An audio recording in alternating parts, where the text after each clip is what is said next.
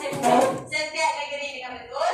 Yang kedua, belajar dapat memahami kepentingan berilmu dalam membangun negara dengan betul. Yang seterusnya, kriteria kejayaan kita akan capai 2, iaitu belajar dapat mengenal pasti 4 daripada 4 kekayaan setiap negeri melalui aktiviti tafsir yang kita akan lakukan sebentar lagi.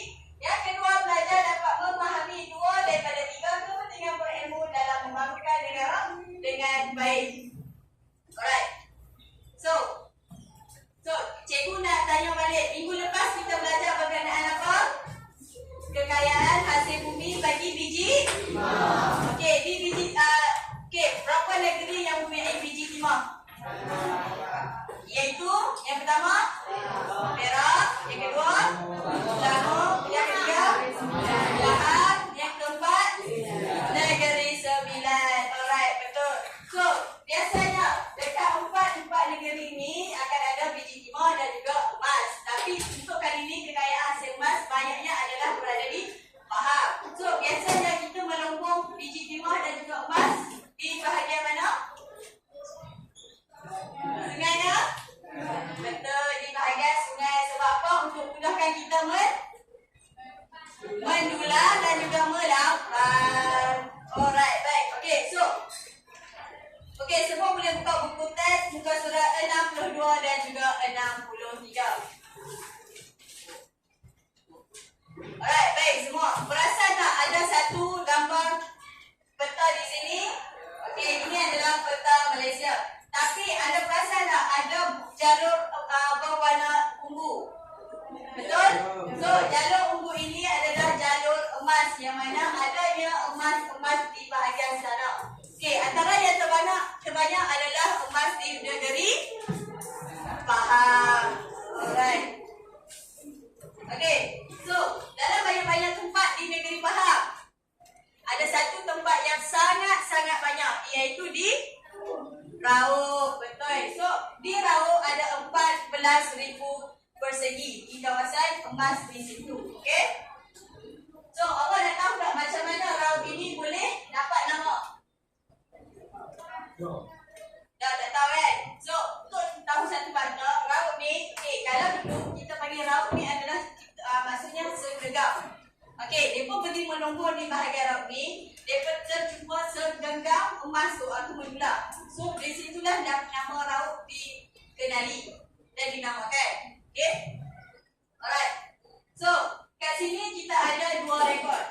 Okey, iaitu rekod Cina dan Portugis. Kalau dulu-dulu, kalau sekarang kita merekod sesuatu melalui komputer dalam sistem, betul?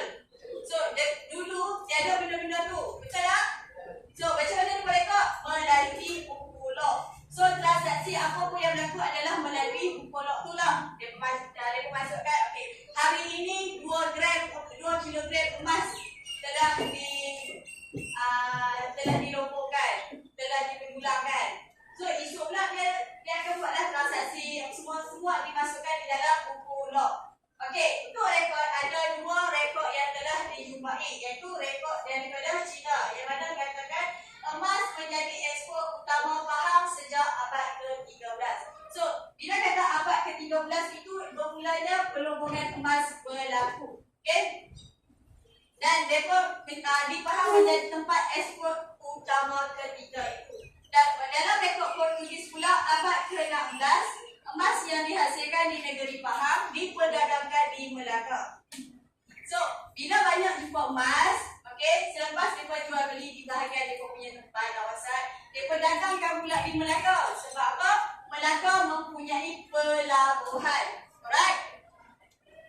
So, banyaknya emas yang kita jumpa di negeri Pahang sekarang dahulunya telah diperdagangkan di Melaka. Alright. So, yang kedua, dalam rekod Portugis juga, Sultan Pahang memberi emas sebagai hadiah kepada negeri lain. Okey, nak kata menilainya emas itu, Sultan Pahang ketika itu memberi emas kepada negeri-negeri lain sebagai tanda. Contoh, kalau apa ingat lagi, waktu kita belajar hari itu, adanya kronologi di Pulau Pinang. So, based on ancaman siang. Siapa ingat ancaman siang? Ingat lagi? Okay, ingat lagi kan? So, waktu ancaman siang tu, kenapa dia nak serang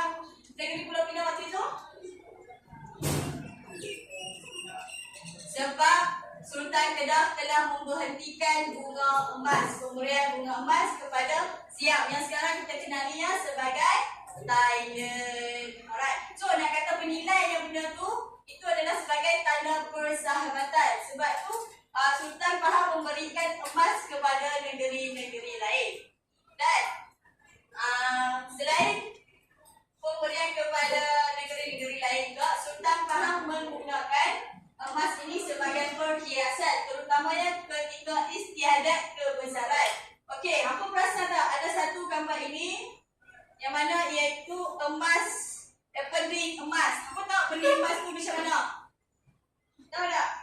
Benih emas ni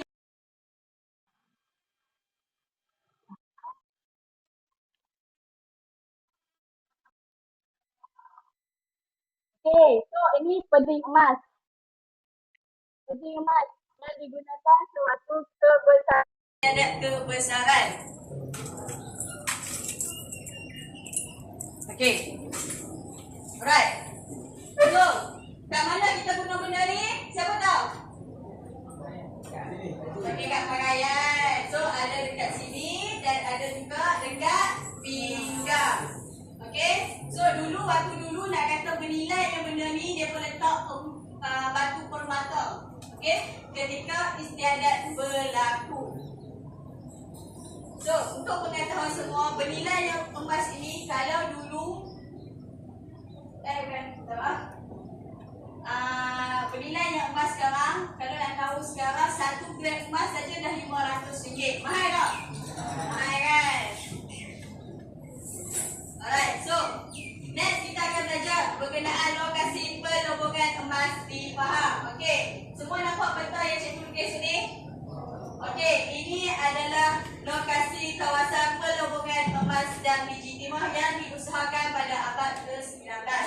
Okey, so yang warna merah ini adalah lombok emas, yang warna koko ini adalah biji timah. So, di Pahang bukan saja ada emas tetapi juga ada biji timah.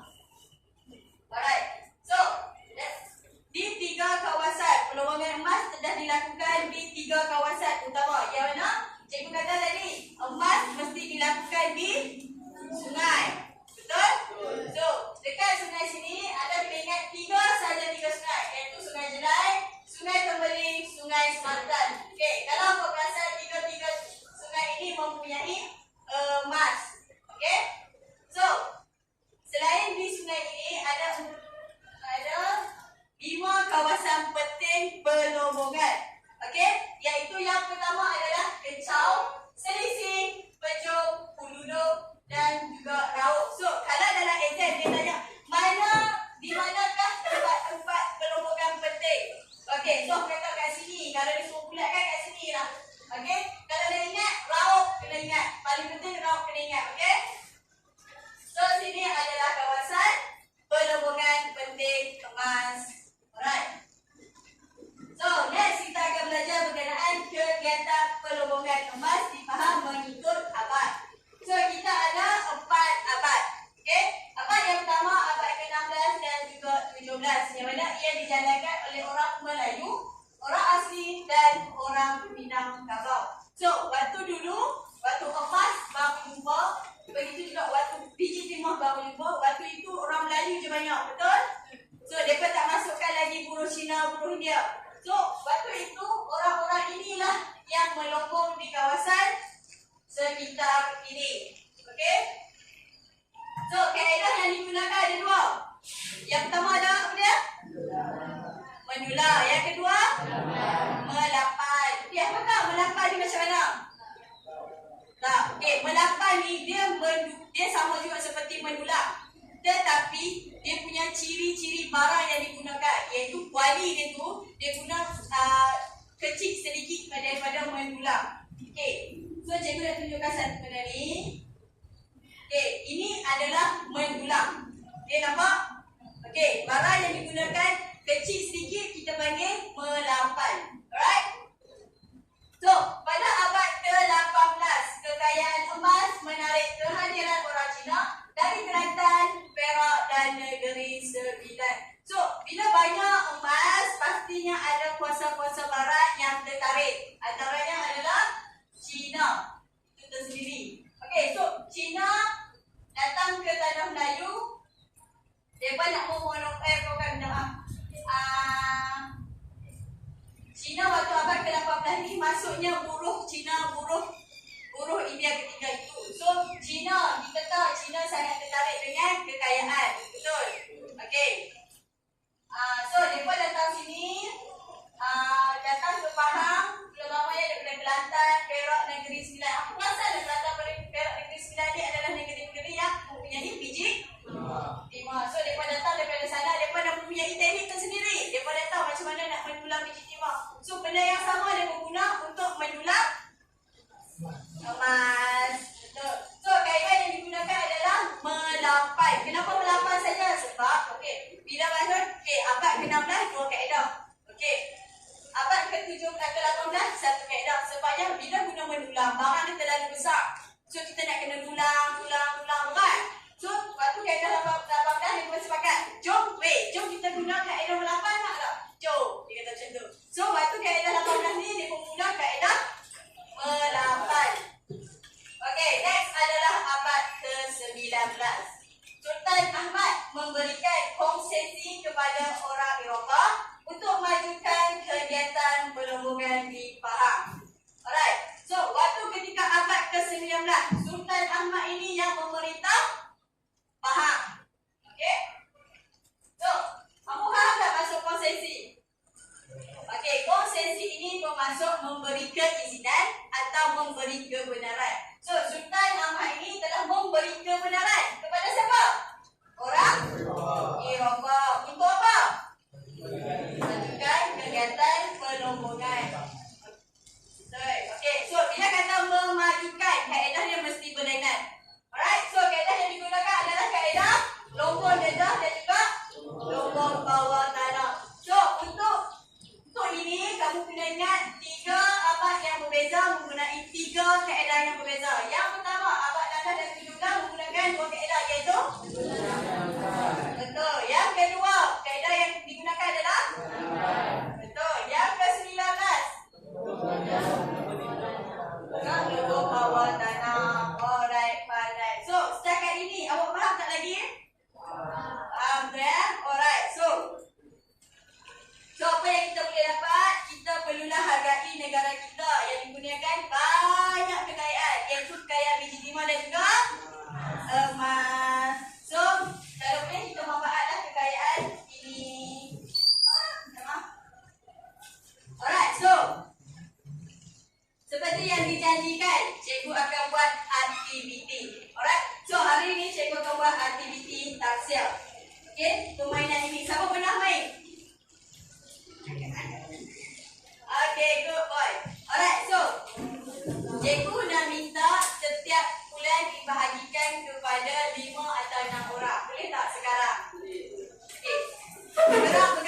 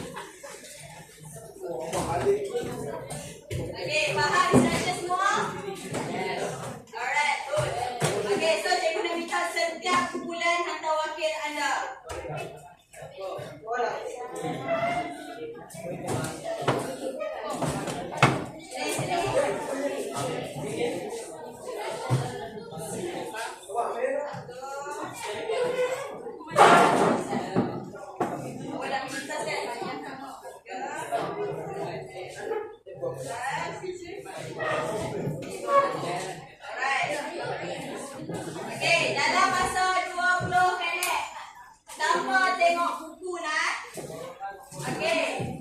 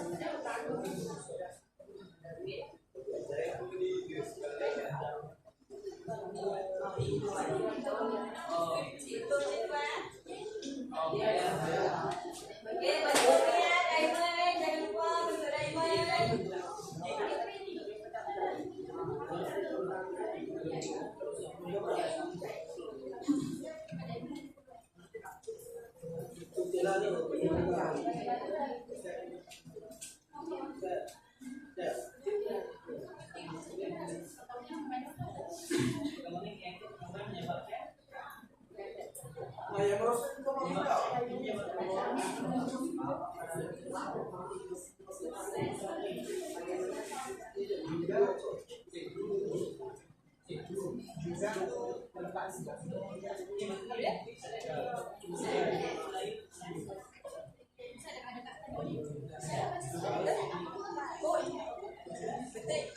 You tak boleh bagi jawapan. Betul ikut. Ya, betul macam itu. Kalau awak pasti rasa betul, betul lah. Okey? Siapa yang dah siap boleh berikan. Dan kita tadi pilihan masing-masing.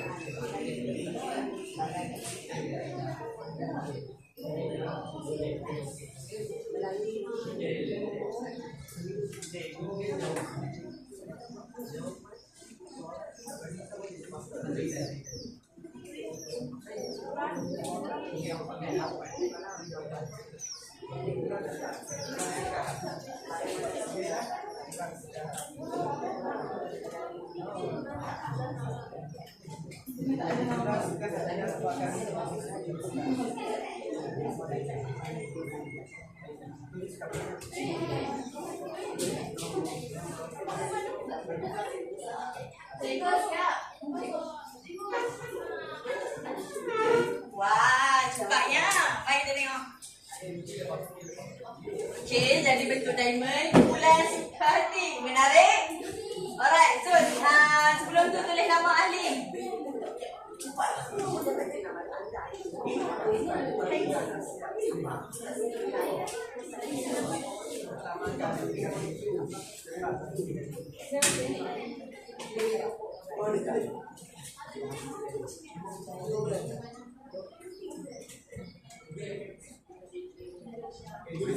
Baik, kita tengok. Kita tidak.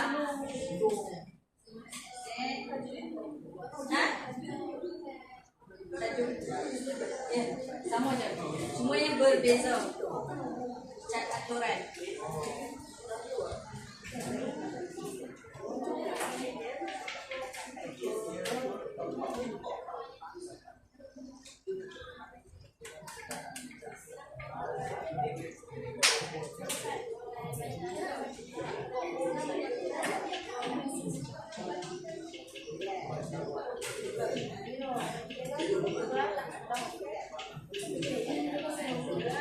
Okey, setuju?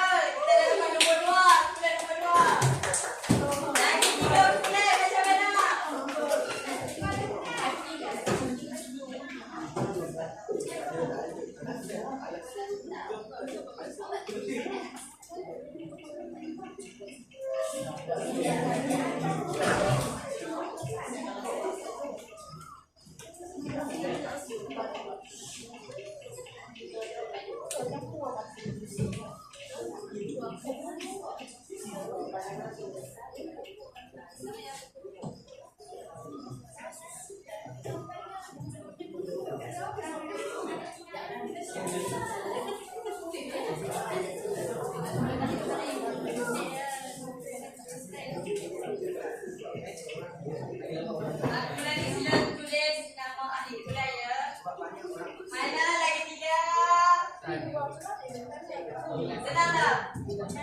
Senang tak?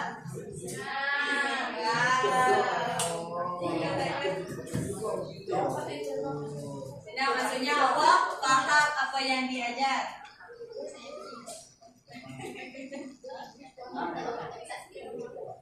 Saya pun tahu. Saya tak nak masuk lecture di sini. Sebab apa ni berada di depan? Ada lecture baik.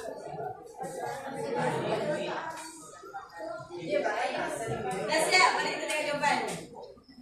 Okey, tulis nama hari bulan. Okey, boleh.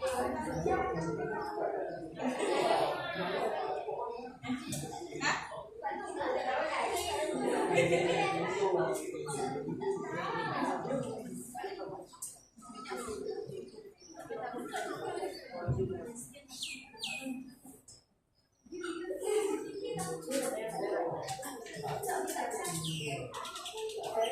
Alright, betul. Kita dah ada nombor 3.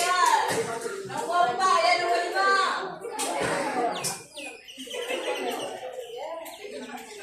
Okey. Ada lagi 7 minit lagi. 7 minit. Lepas tu kita akan bincang ya.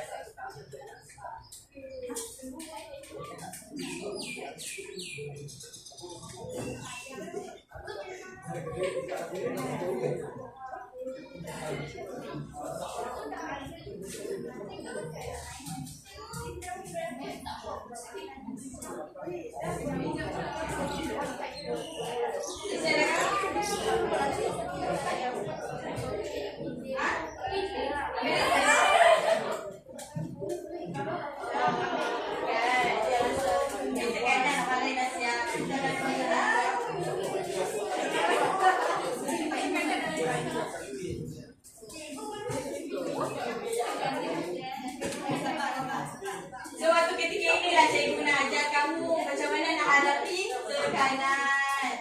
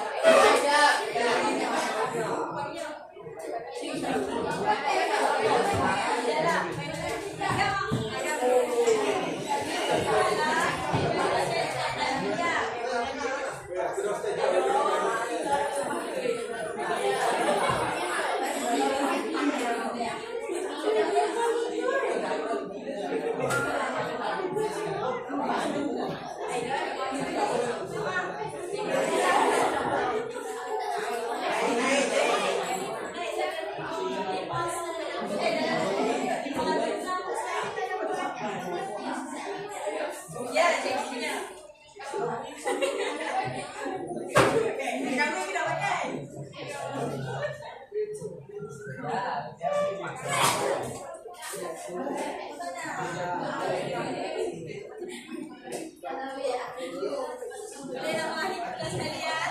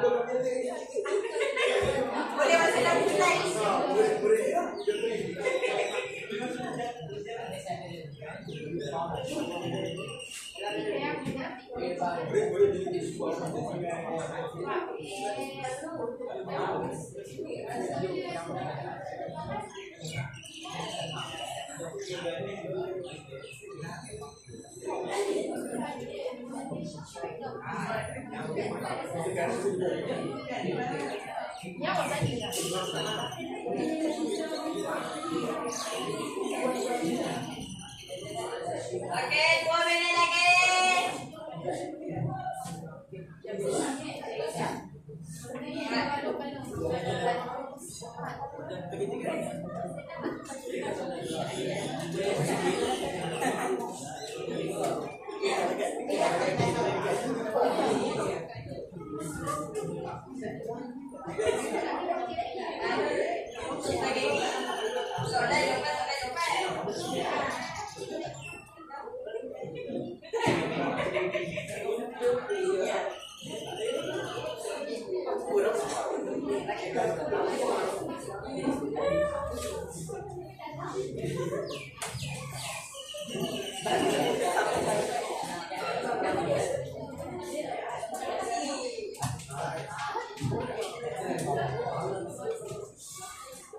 Alright, betul. Kita dah ada 24.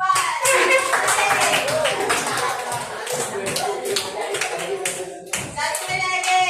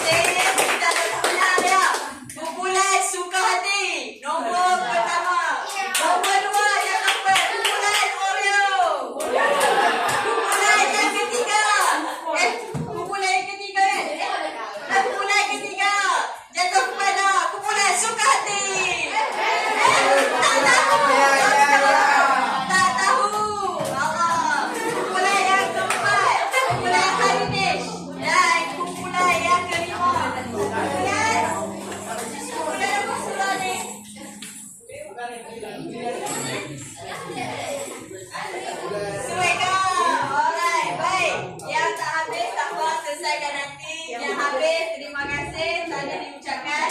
So, kita semua sama-sama boleh tak jawapan? Boleh.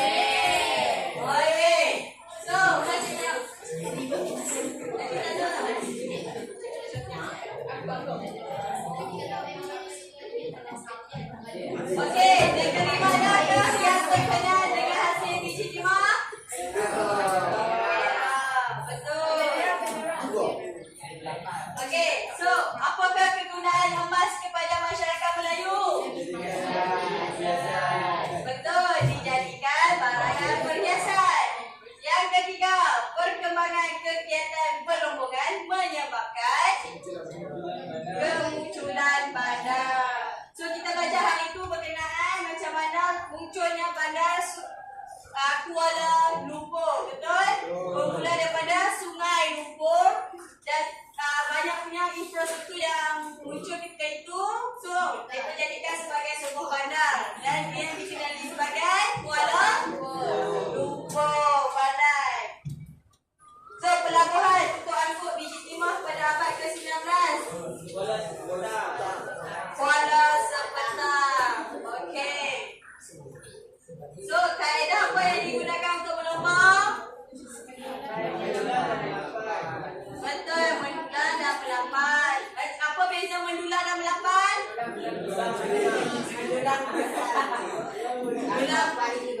Betul. Dulang besar, melapan kecil. Okey, next. So, bagaimana Lukut diserahkan kepada Negeri Sembilan? Melalui perundingan.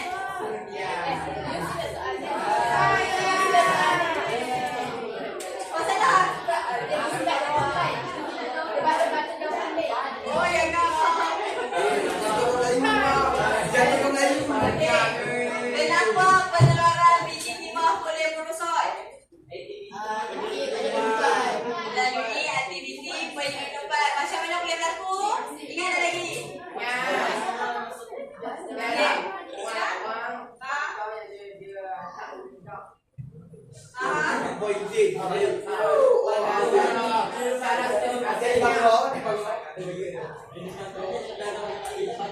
Okey, betul. Ya, depa dah tahu teknik, betul. Teknik. So, bila dah tahu teknik, depa pergi ke sungai-sungai ni, depa mendulang. So, bila mendulang tu, depa secara senyap-senyap, depa ambil cekau masuk dalam poket. Betul? So, lepas depa cekau masuk dalam poket, depa pergi jual dekat orang luar. Siapa orang luar itu? British. Betul. So, macam itulah berlakunya penghidupan. Dia ambil senyap-senyap, dia pergi jual kembali. Alright? Okay. Negeri manakah yang mempunyai emas? Faham. Betul. Yang banyak emas adalah faham. Yang kedua, next. Bagaimana pembesar Melayu memperolehi kawasan pegangan? Surat tauliah. So, surat tauliah itu seperti apa? Surat yang menunjukkan kebakaran seseorang. Okey? So, begitu kau macam ni. Sultan Ahmad memberikan konsesi kepada orang Eropah memajukan kegiatan perdagangan. So, kalau dulu pembesar yang pegang kawasan itu, Sultan bagikan pembesar untuk pegang kawasan yang ada biji timah, ada emas. Lepas tu pada abad ke-19, Sultan Ahmad ni dia bagi konsesi. Okey, dia bagi konsesi kepada orang Eropah untuk memajukan kegiatan perdagangan. Ini kenapa ni? Okey, next. Yang kedua, pusat pengutip cukai biji timah di Selangor jatuh di mana? Juga berada di Okey, last kali. Bilakah penting emas dipakai oleh kerabat diraja? Betul. Semasa upacara istiadat diraja. Alright, baik.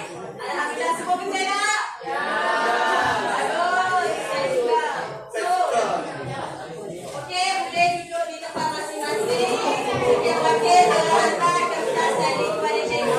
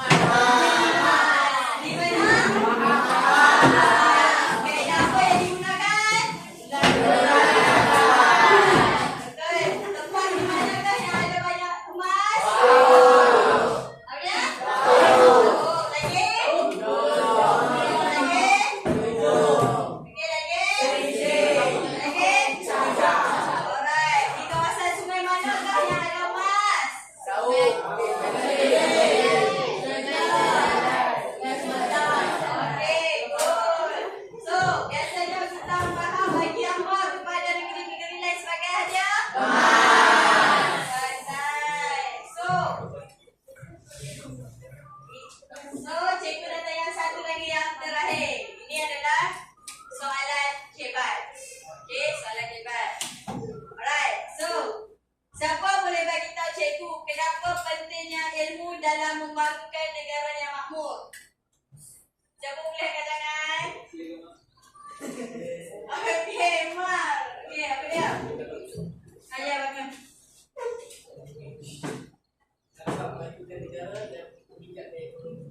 Okey, dapat memajukan negara dan dapat meningkatkan ekonomi. Betul. Ya. Alright, so okey, siapa lagi? Soalan. Siapa tahu macam apa kepentingan yang kita dapat dalam membangunkan negara dengan baik? Okey. Dapat menjamin keselamatan negara. Okey, betul. Sebab bila kita ada banyaknya wang kekayaan hasil bumi ni, kita boleh beli barang-barang untuk keselamatan negara. Antaranya adalah pistol, peralatan untuk askar-askar kita, tentera, kereta kapal, ban. Okey, lepas tu apa dia? Untuk pembelajaran untuk angkatan tentera kita dapat digunakan bila mana kita adanya emas-emas, kita memanfaatkan hasil-hasil dia. Alright, so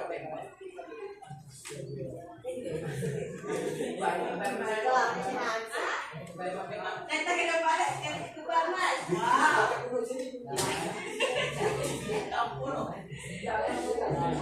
Okey, baik. So, hari ini kita dapat capai dah apa yang kita nak. Okey, pelajaran. Okey, cikgu tanya balik. Pelajar dapat mengenal pasti kekayaan hasil bumi setiap negeri dengan betul. Okey. Yang kedua, yang itu dapat capai dah? Baik. Pelajar dapat memahami kepentingan berilmu dalam membangunkan negara dengan betul. Dapat capai dah? Baik. Okey, pelajar dapat mengenal pasti empat daripada empat kekayaan setiap negeri melalui aktiviti tafsir. Betul tak? Okey, cikgu tanya balik, apa empat kekayaan tadi? In fact, apa empat negeri yang mempunyai kekayaan tersendiri?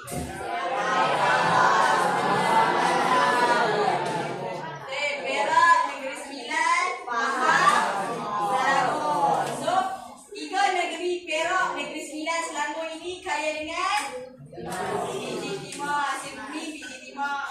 Pahang kaya dengan emas dan juga biji timah. Ni ada biji timah juga ni. Okey, so pelajar dapat memahami dua daripada tiga kepentingan berilmu dalam membangunkan negara dengan baik. Capai atau tidak? Capai. Apa ni tadi? Sekali lagi. Memajukan negara dan meningkatkan ekonomi. Yang ketiga, menjamin keselamatan negara. So, bila pentingnya ilmu ni kita dapat lakukan negara kita dengan baik. So, anak-anak muda cikgu, lepas ni tolong belajar rajin-rajin dan nanti bulan depan kita akan ada exam, betul? Okey, examnya bila? 20 hingga 27. So, cikgu harap sangat semua murid dapat menjawab dengan baik. Dan andai kata tak faham, boleh datang jumpa cikgu di bilik guru. Cikgu akan bagi bimbingan. Okey? Alright, baik semua murid-murid. Sudah kita punya kelas hari ini. Boleh